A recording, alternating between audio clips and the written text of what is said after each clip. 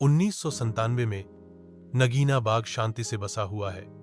ग्रामीण आसन्न आतंक से अनजान होकर अपने दिन में आगे बढ़ रहे हैं। पहाड़ी गांव शांति से सांस ले रहा है, आने वाले अंधेरे से अनजान।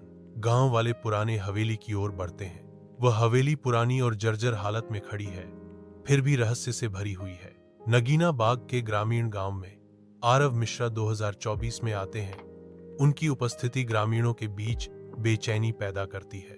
आरव हवेली के बारे में पूछताछ करता है, लेकिन ग्रामीण डर से पीछे हट जाते हैं। वे डरे हुए हैं और मुझे चेतावनी देते हैं। आरव ध्यान से सुनता है। जैसे ही बूढ़ा आदमी हवेली की कहानी शुरू करता है, बूढ़े आदमी की आवाज भारी चेतावनी के साथ डूब जाती है। बाबूजी, हवेली मत जाओ, वहां समय ठहर जाता है। वह आगे कहते हैं।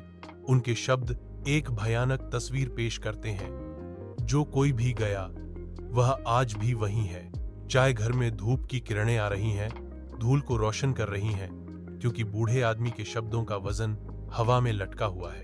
आरव, रोहित और बबलू पुराने हवेली पर पहुंचते हैं। यह हवेली जर्जर हालत में खड़ी है, फिर भी इसकी अंदरूनी दीवारें ताजी रंगी हुई प्रतीत होती हैं। रात के सन्नाटे में एक पुरानी घड़ी जमी हुई खड़ी है, जो समय में निलंबित एक पल को दर्शाती है। कमरा धूल और पुरानी लकड़ी की भारी गंध से भरा है। रोहित आगे बढ़ता है। उसका स्पर्श प्राचीन घड़ी के भीतर कुछ निष्क्रिय को जगाता है। रोहित को अचानक एहसास होता है और वह कहता है, अजीब, जिस पल मैंने इसे छुआ मुझे लगा कि किसी ने मुझे पीछे से खींचा।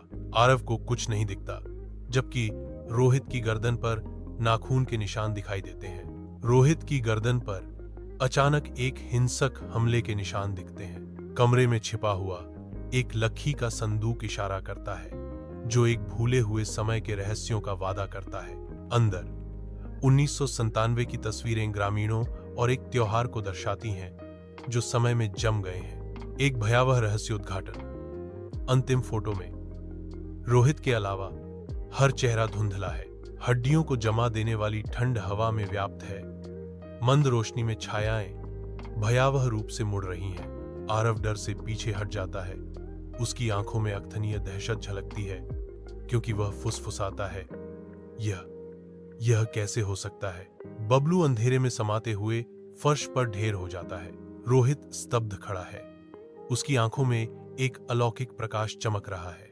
आरव कैमरा उठाता है, लेकिन स्क्रीन खाली रहती है। आरव बेताबी से बचने की कोशिश करता है, लेकिन पाता है कि हवेली का मुख्य दरवाजा गायब हो गया है। हर दरवाजा एक ही डरावने कक्ष में खुलता है, जो आरव को एक अंतहीन लूप में फंसाता है। आधी रात में हवेली की दीवार पर एक डरावना संदेश दिखाई देता है। हर 27 साल में यह वापस आता है। वह हवेली के कमरे में खड़ी है। एक भयानक एहसास हो रहा है। यह हवेली सिर्फ एक इमारत नहीं है, यह एक लूप है, एक समय का जाल, जहां कोई भी पकड़ा गया अतीत में कैद हो जाता है। हवेली भूखी है। उसकी इच्छा अब आरव पर टिकी है। गांव चहल पहल से जाग उठता है। जीवंत गलियों में जीवन लौट आता है। बबलू लौटता है। जीवंत पृष्ठभूमि के विपरीत उसकी आकृति अकेली है। उसकी चुप्पी एक भारी कुंड है। वह गूंगा है।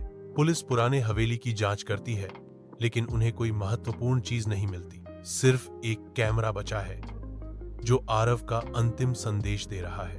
आरव की आवाज कैमरे से गूंजती है, अगर किसी को यह वीडियो दिखता है तो जान लें कि मैं अब 1997 में हूं और वापस जाने का रास्ता हमेशा के लिए बंद हो गया है। गांव चुपचाप खड़ा है, गायब होने के इतिहास से छाया हुआ है, क्योंकि घड़ी एक बार फिर अपनी भयानक उल्टी गिनती शुरू कर देती है। एक नया शिकार हवेली में प्रवेश करता है, समय लूप से अनजान। गलियारे में भयावह आवाजें गूंजती हैं और दीवारों पर डरावनी परछाइयां नाचती हैं। डरावनी परछाइयां हवेली के भीतर कुछ भयानक घटने का संकेत देती हैं। खून से लिखे संदेश दीवार पर दिखाई देते हैं। हर स्ट्रोक के साथ उनकी भयावहता गहरी होती जाती है। कमरा धुंधला हो जाता है। अतीत और वर्तमान का एक भटका देने वाला मिश्रण, जो शिकार के डर को बढ़ा देता है।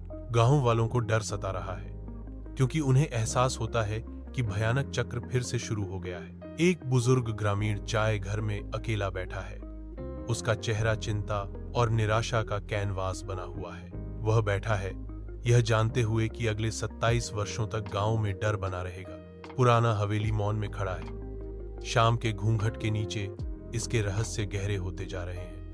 कैमरा नगीना बाग गांव का सर्वेक्षण करता है। उसकी निगाह हवेली पर टिक जाती है, जिससे पता चलता है कि कहानी जारी है। नगीना बाग गांव के ऊपर हवेली एक खामोश प्रहरी की तरह मंडराती है, जो कहानी के जारी रहने का संकेत देती है।